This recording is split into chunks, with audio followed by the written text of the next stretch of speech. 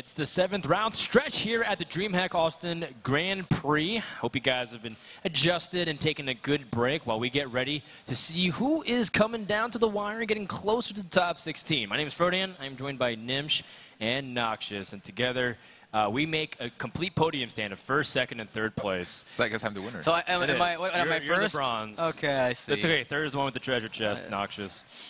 So we have Kranich versus fr0zen and 6-0 versus Muzzy to start things off in round number 7. Now, we put 6-0 back up because we didn't get to see him featured last time on stream, so it's a little bit unfortunate. Maybe this time we can, up against a very strong rising player in Muzzy. But once again, that's going to be a 2nd game. The featured one is Kranich versus fr0zen, and I think these are 2 players that people might not necessarily pay close attention to all the time, but they might see their names periodically. They see Kranich at BlizzCon. They see him also do well in tournaments, and they see fr0zen all the time pushing for #1 legend on the America server.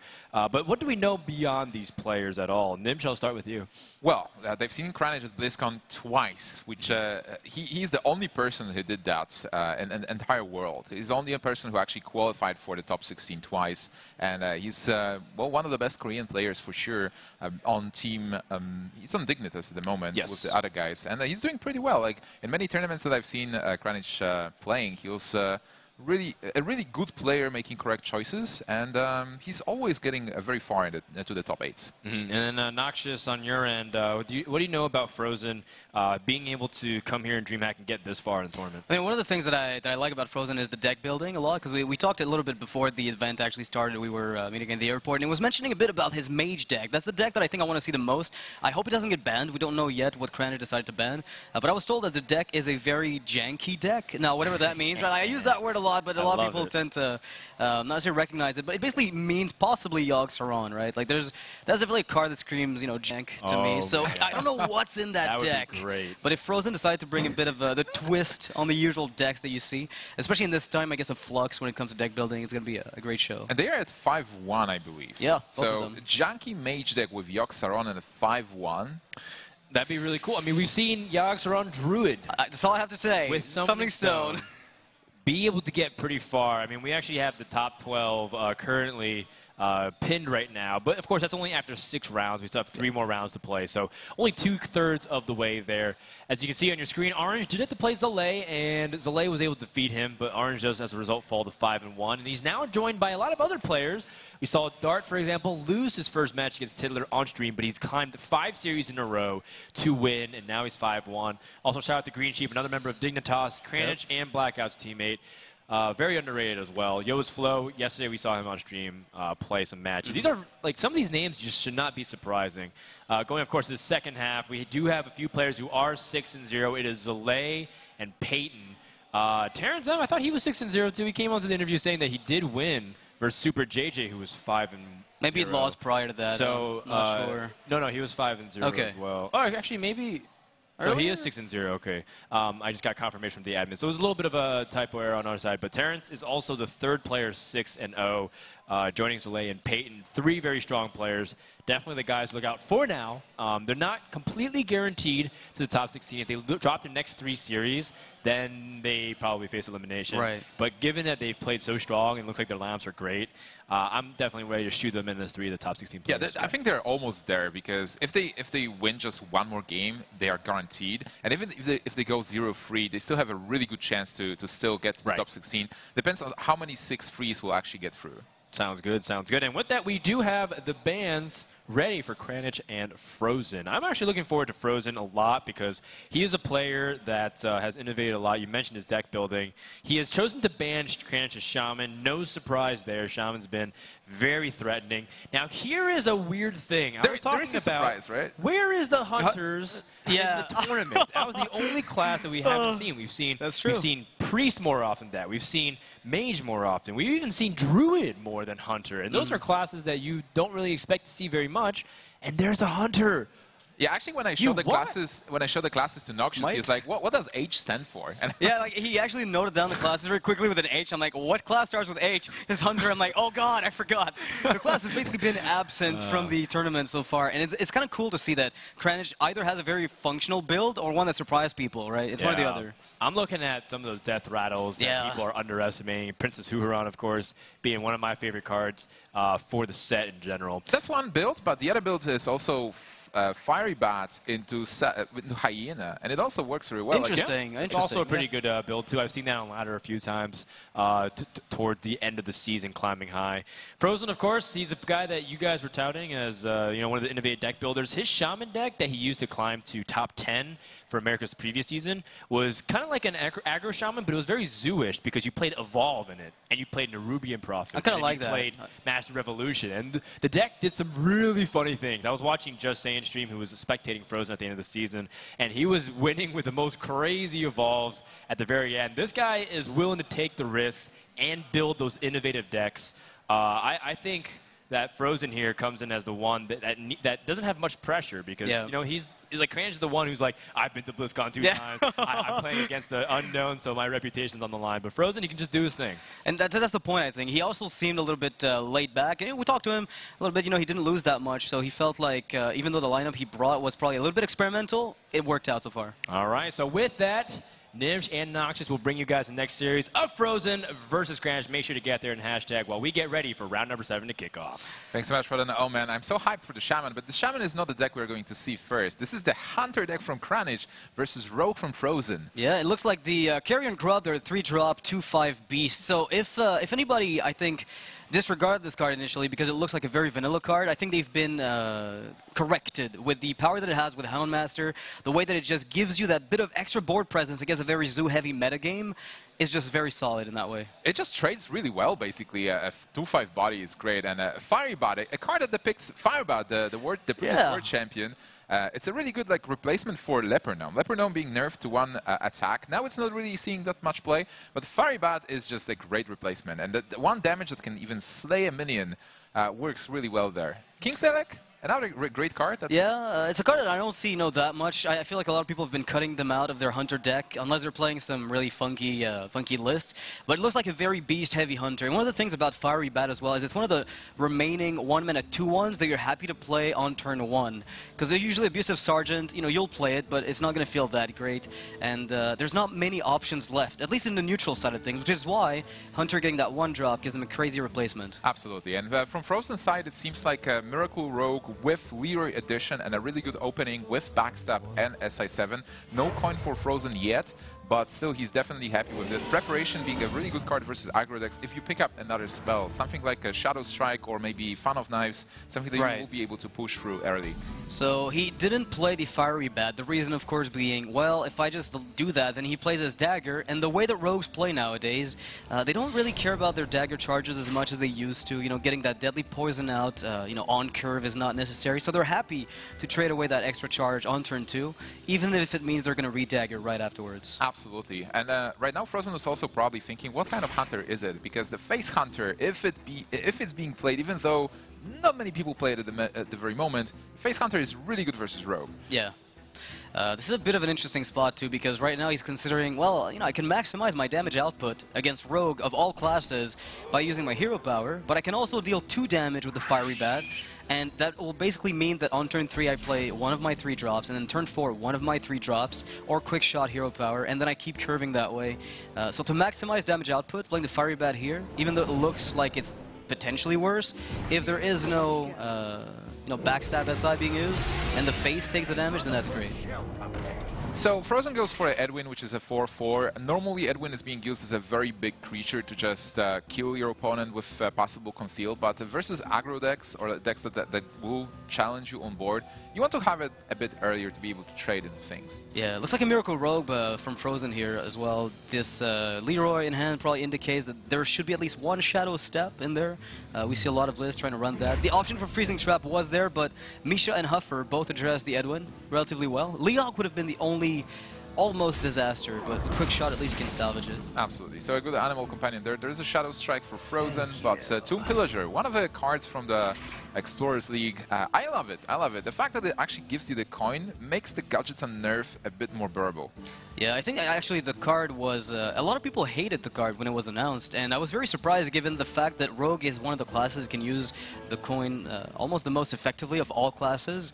So the fact that it stays, you know, a playable card after the rotation, after the nerfs that were made to other decks, especially post-rotation with the fact that Miracle Rogue is coming back in force, I think the strength of the card has never been that obvious. Absolutely. And now it's not being picked up by fr0zen. You might think about possible high mains in the future, or is it the moment where you want to make a tempo play and start dealing damage, start being ahead on board? Because high main is still 2 turns away, and if you sub this free, you will be able to connect with the Tomb Pillager to face, and even play your SA7, deal 2 more damage.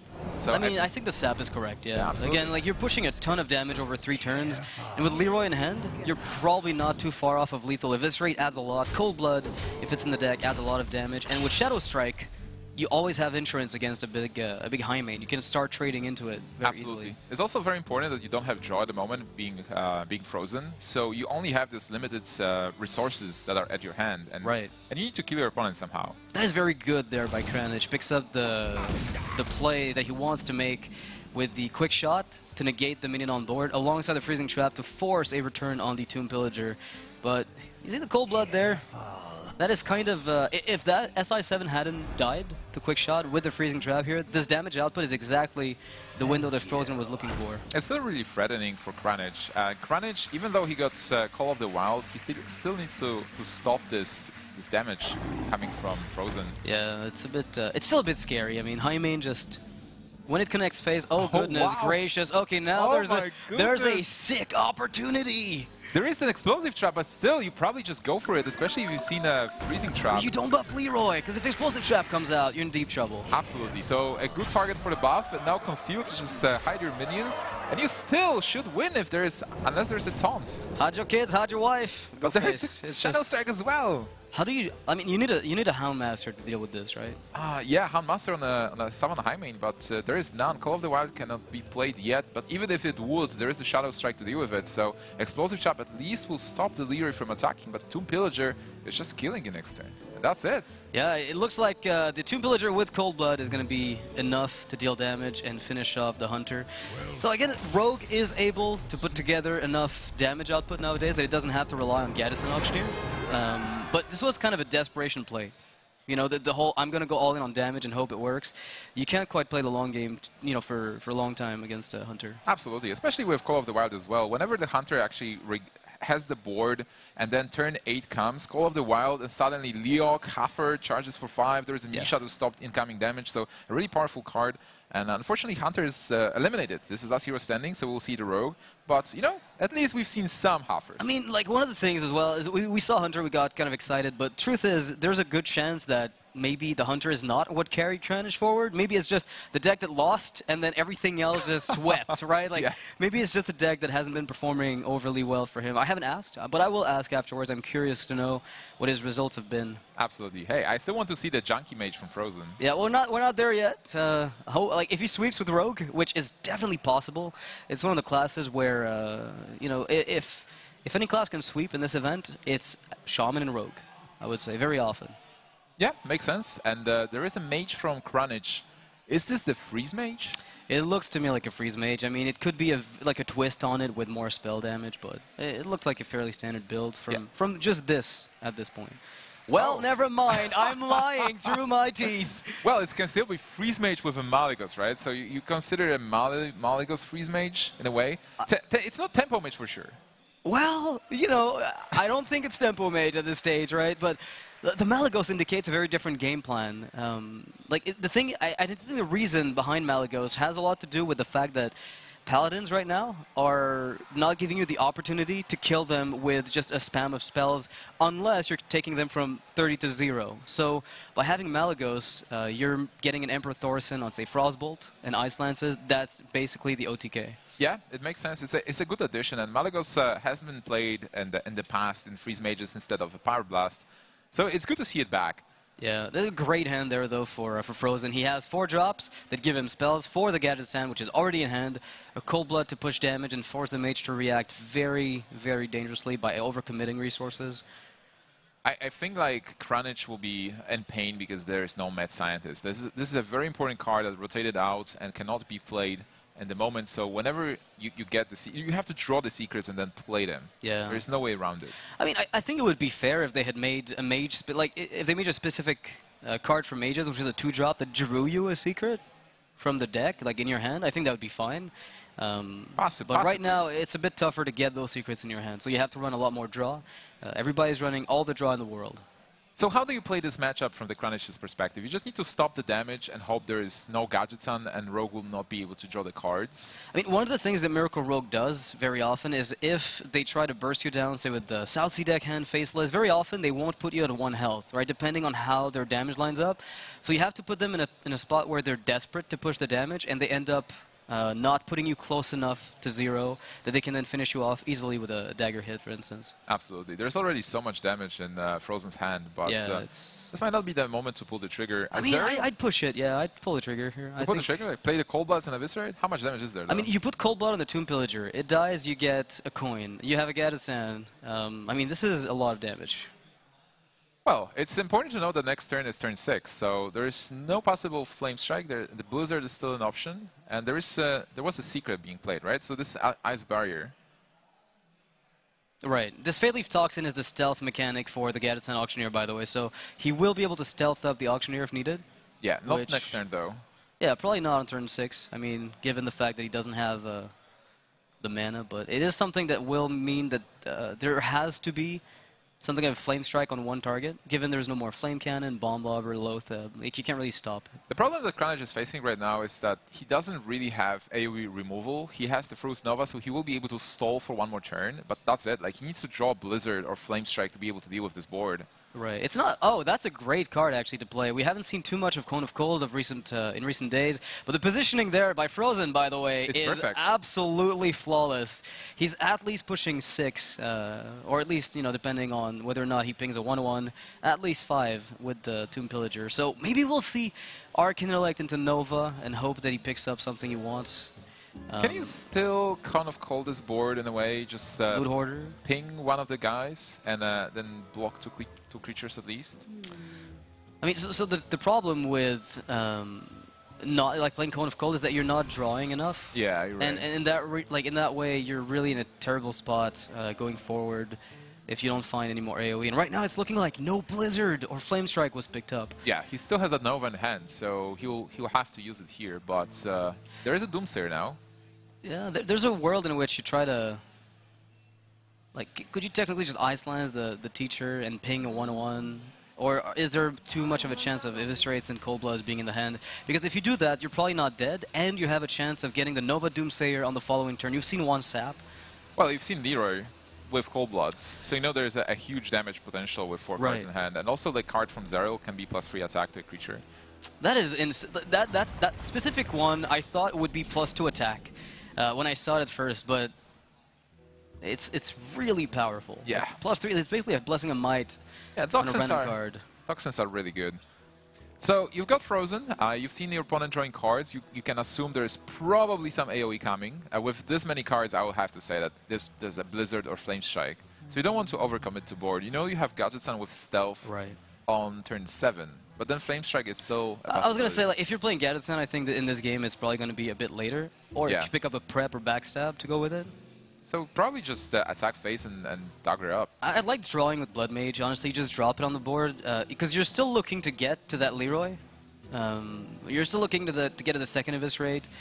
There's a few cards you're still looking to find that are damage output. Definitely you can take your time, because you don't want to give your opponent information that you don't really have anything specific to do. You want to make them think that, hey, I had some plays, but... I have Burst. Look at that. I play Blood Mage, Eviscerate Face. Is he Fade Leafing the Violet Teacher? He is. Okay, so if you have Blizzard, then you drew it off of Arcane Intellect, because you would have played it otherwise. Yeah. Interesting play there. Yeah. So protecting it from possible burst otherwise. And also the positioning again is so good. Like, and Flame Strike doesn't deal with this, right? So again, another thing in his favor. Wow! So only Cone of Cold is a possibility. Okay, so you could Cone of Cold the 1/1s on the far left and freeze a teacher if need be, but you'd mitigate more damage by freezing the right side of the board. Unless you start Ice Lancing everything, right? You just kind of Cone of Cold on the left and you throw Ice Lances willy-nilly just to stop the board. You could go double Ice Lance. How do you win though? Like, you still have no fr0zen, you have no AoEs there, you will not be able to stall forever. There's not enough damage in your hand. So you definitely need to Cone of Cold not to die. Oh, of course, yeah. I think the Cone of Cold is And then you have 3 mana open. mandatory. Do you just like Cone of Cold and Ice Block? There will be 10 damage on board, so 9 more damage from hand. Yeah, you might live through that. Yeah, there's a possibility there's no... Because the lethal would not be there, I think, statistically. But if you want to go Doomsayer Ice Lands, it's also a way because there's only 4 on board, so he has to find an extra 3. Which, because there's a Blood Mage, is a backstab away and eviscerate away. There's a lot of ways to just deal that extra 3 damage. So we have 1670 damage, is it? So 5 on board plus weapon is 6 plus 4 from Cold Blood. 10 plus 5, 15, 17 with the SI, and there is mana for all of it. Close, close. It's a lot of damage, but again, like if you lose this board as fr0zen, and the mage ever stabilizes, I don't think you can get away with the game. Oh, no, so I'm not suggesting burst here. It's just like counting if there is any possibility for lethal. But I mean, the possibility for the block pop is there. But you have to be worried about a potential heal up. Given that there's no heal bot, though, I think that's a saving grace of Rogue right now. All right, so you definitely need to kill the Doomsayer. And that's... you could eviscerate for 3 and just trade everything into it. You know, that's definitely is the simplest way to do it. Unless you want to go for the Gadget Sound Cold Blood on the 3/2, trade it away and go full... Yeah, I mean, there's no AoE, you know that. Yeah. You know there's no AoE, so... No Flame Strike was there. This is a piece of information you're gathering from... He knew it! There was a backstab draw, but he didn't have enough time, right? Or did he... No, he meant to backstab his own 1/1 there, just to get an extra card draw. Because right now this backstab's not going to do anything against this deck. It needs to be Flame Strike. It's not. It's not. But there's an Ice Block installed a little bit longer. He's got Loot Hoarder and the Acolyte to cycle. But right now, the way the board is lined up for fr0zen, he has the ability to, you know, to put the damage. It's flexible enough that he can put his opponent down to 1. So if there's no massive freeze like another Nova, yeah, it's probably not going to be. It's so close though. Like Like, Kranich. if he would get the Frost Nova here, he will be able to Ice Block Frost Nova, then play Alexstrasza. Now, there we go. He's going to try. He's definitely trying. There's no alternative. And worst case scenario, he can block and hope that it stalls. Yeah, so he got another block, but it's still not a good spot. He has 2 turns, right? He can block and then block, but He still needs to find a way to kill his opponent, but he won't be able to get in this sweet spot where you have a block on and you play Alexstrasza. right. So fr0zen can do whatever he wants. Yeah. Kill Acolyte, leave Acolyte on board, pop the block. Help yourself. Do whatever it is that you feel like doing. I mean, first thing first, put your opponent down to 1. Yeah. And play around Vaporize. Oh, good lord, no. Wow. That would do nothing. I've seen some Vaporize mages because the metagame was still Yeah, stabilizing, but, but like, no. I mean, I hope so. I hope one day the era of Vaporize comes up, but we're not quite there yet. And look at that. This is just... Yeah, this is perfect for him. And the question also is, do you want to draw any cards with your Gadget? You're basically good. Like, you should be able to win with weapon attack unless there is a board clear and ice barrier. And they freeze your face, like, if there's no barrier. So there needs to be a very specific set of cards being played. That is what he wanted, but you have to use Ice Lands to face if you want to pull that off, and you have to guarantee there's no spells that deal damage to you. Yeah, 1 turn too late, but that's probably the play you have to make, right? Just Flame Strike and Ice Lands face or something, and hope there is nothing in hand. The alternative is Blizzard and Ice Block, but again, I mean, what that lets you do is Alexstrasza after the board is gone, right? You start with the Blizzard, then you Ice Block. He pops the block, and then you can Alexstrasza yourself, perhaps.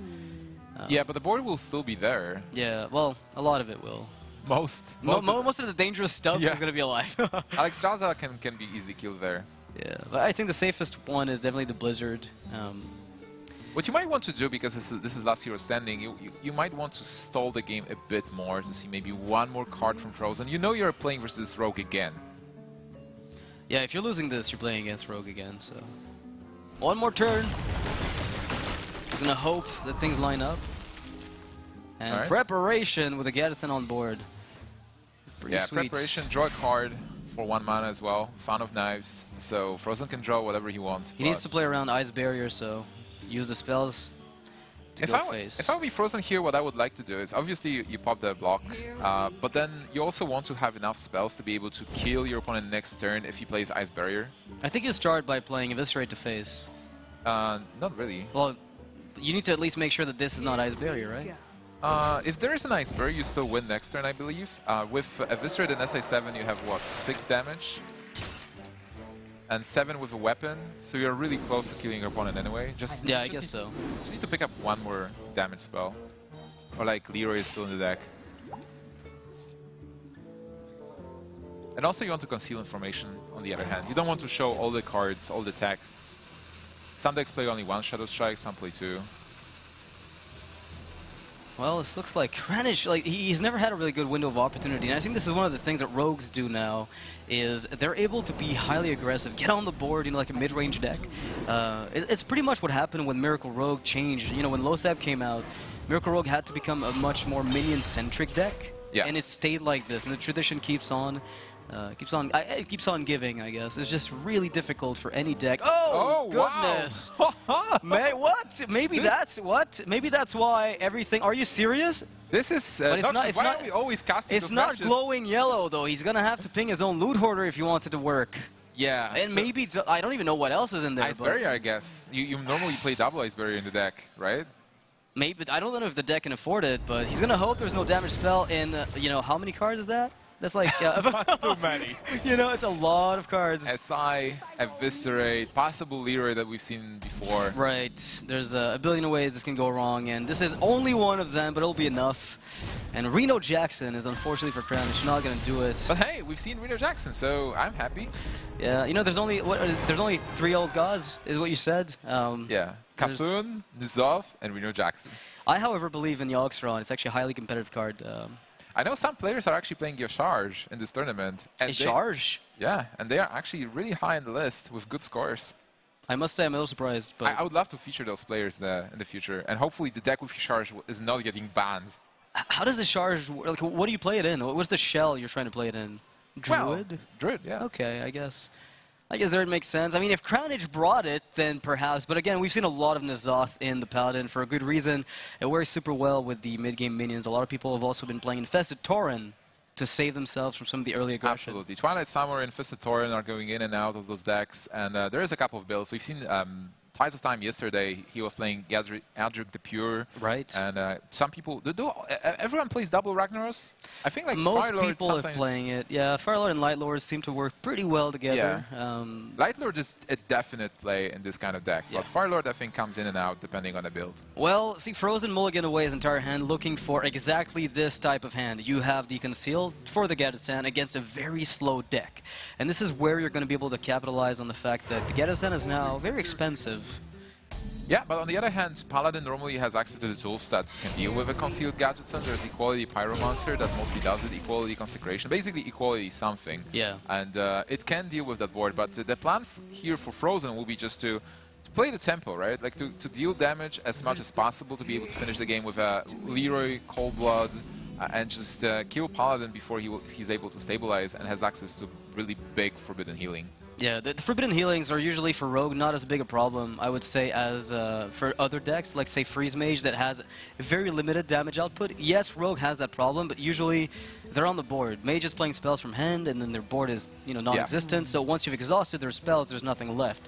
But Rogue would usually have, you know, Tomb Pillager left over, maybe 2. If you have minions, your opponent can heal for 20, you still deal damage to the minions. Like, he just needs to clear the board. But Paladin has a lot of access to board clears as well. Not only the Equality Consecration, but he's playing Doomsayers in this list, I believe. Yeah. So it looks like maybe we won't see the Mage from fr0zen. I mean, if this series goes 3-0 and very quickly at that, then maybe we'll never see the Janky deck from fr0zen. Historically, Rogue was always really good versus Paladin, versus Control Paladin specifically because there is sap, and when you play a Tyrion, just sap it. You play Karen or you have Sylvanas, their sap tempo, it, yeah. exactly.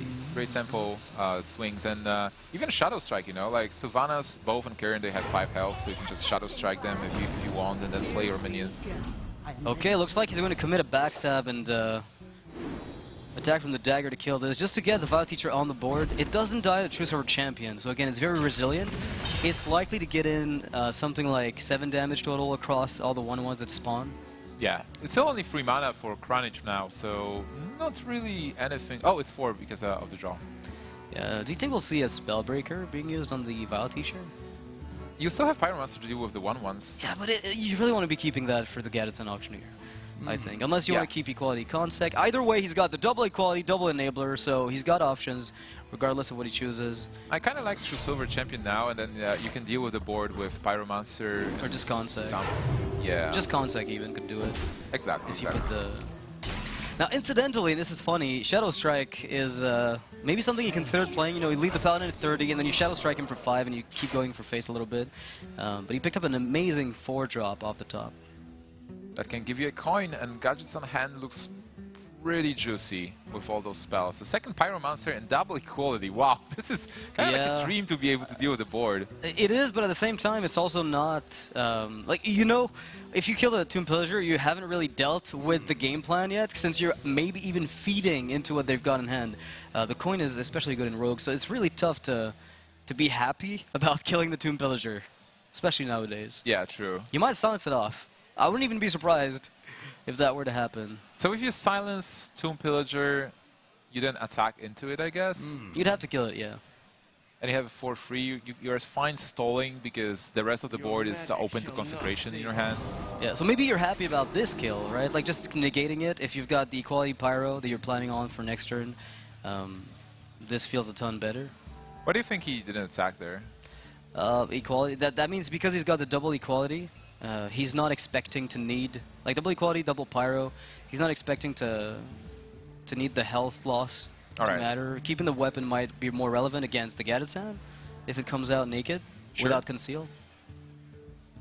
Yeah, but there's 5 mana only, I guess, right? So yeah, not this turn, of course, but you know, the Paladins play a very long game, Nosh. It's a very, very long game.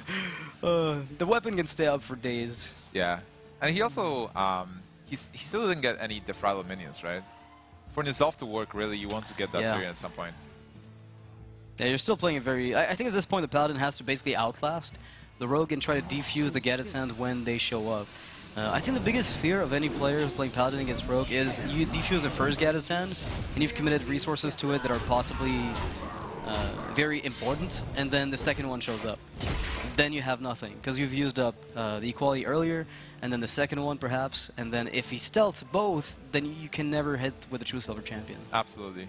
But still, dropping to 13 is quite dangerous. We've seen Leroy before. Leroy Coldblood is 10, there's a weapon, it's 11, you know, preparation into something like an Eviscerate can finish the game. But on the other hand, you cannot really play around that combination of cards on this turn. Yeah, there's really little you can play around. I mean, one of the plays you've got here is the Equality Pyro, as we've talked about, which makes, it guarantees that you're going to be resetting the board.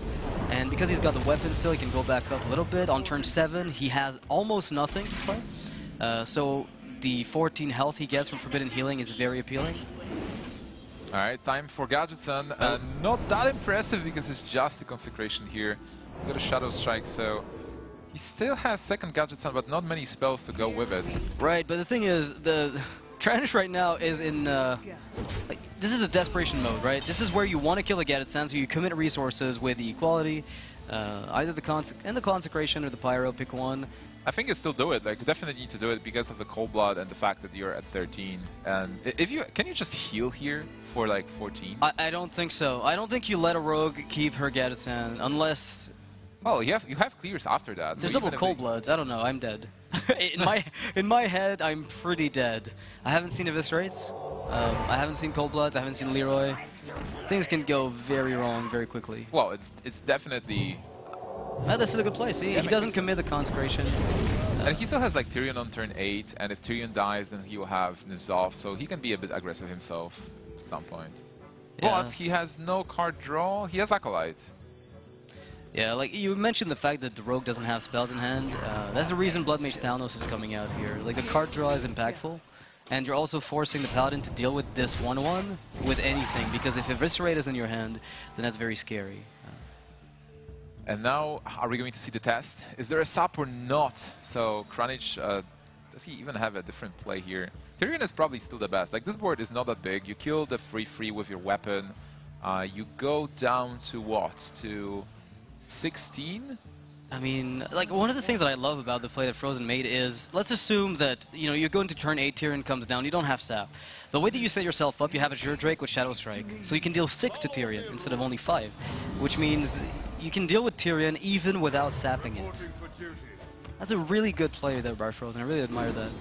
Kranich trying to play a bit of a slower game. Yeah, Kranich decides to not go with Tyrion here, just not give the tempo advantage if there is a sap in hand, and he knows that there is a lot of cards. Ouch! 3 damage Phantom Knives! Yeah.